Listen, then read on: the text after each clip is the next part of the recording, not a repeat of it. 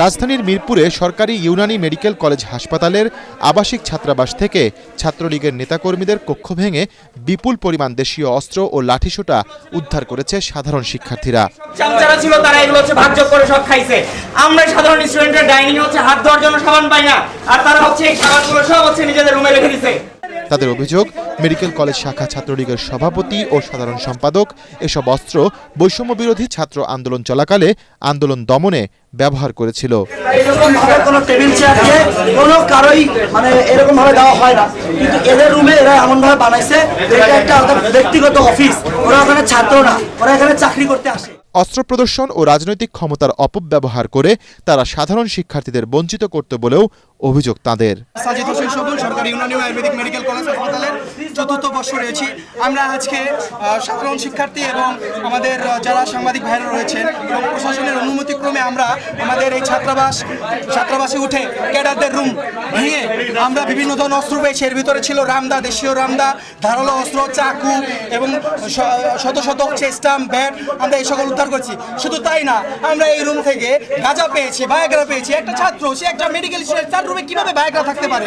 সে একজন অবিবাহিত, তার রুমে কিভাবে গাঁজা থাকতে পারে? আমরা দেখেছি সামনের যে পিপি রুম ছিল সেই রুমে সে একা একটা রুম দখল করে এসি বসিয়ে একটা রাজখানা বানিয়ে তারা এখানে মদ, জুয়ার, নারীবাজি এগুলো করতো, যা আপনারা ইতিমধ্যে দেখেছেন।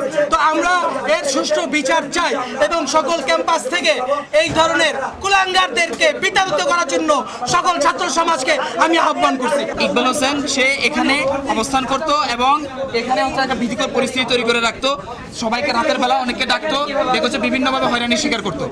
এবং সাধারণ ছাত্র যারা আছে এখানে কিন্তু 4টা করে প্রত্যেকের সিট আছে, 4 জন। এখানে আপনারা খেয়াল করলে দেখবেন এখানে কেবল 2 জন লোক থাকতো। এর আগে যে রুমটা আপনারা খেয়াল করেছেন সেখানে একজনই থাকতো, নাম হচ্ছে আব্দুল্লাহ মামুন অনেক, ছাত্র সংসদ, অবৈধ ছাত্র সংসদের সে বিপি ছিল এবং হচ্ছে ঢাকা মহানগর উত্তরের ভবন ও উদ্যোক্তা বিষয়ক সম্পাদক ছিলেন।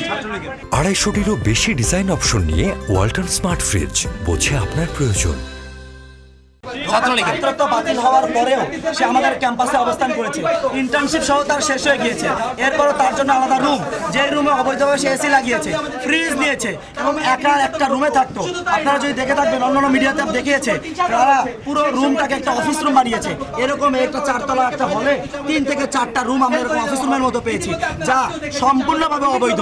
ঠিক আছে, এছাড়া এরা আমাদের কি করতো, জোরপূর্বক লেজুর ভিত্তির রাজনীতির জন্য বাধ্য করতো। এরা আমাদেরকে জোর করে মিছিলে নিয়ে যেত, যারা মিছিলে আসতো না তাদেরকে সব রুমগুলোতে নিয়ে অত্যাচার করতো, নির্যাতন করতো। এইসব সকল অপসংস্কৃতি, সকল ধরনের যে ধরনের এই অত্যাচার হয়েছে, এই সব ধরনের অবৈধ কার্যকলাপের সংস্কার হবে ইনশাল্লাহ। এবং প্রশাসনের যারা আমাদের টিচার সহ, প্রিন্সিপাল সহ যারা এদেরকে সহযোগিতা করেছে, আমরা অতি সত্বর এদেরকে পদত্যাগের দাবিতে ক্যাম্পাসে তীব্র আন্দোলন গড়ে তুলব।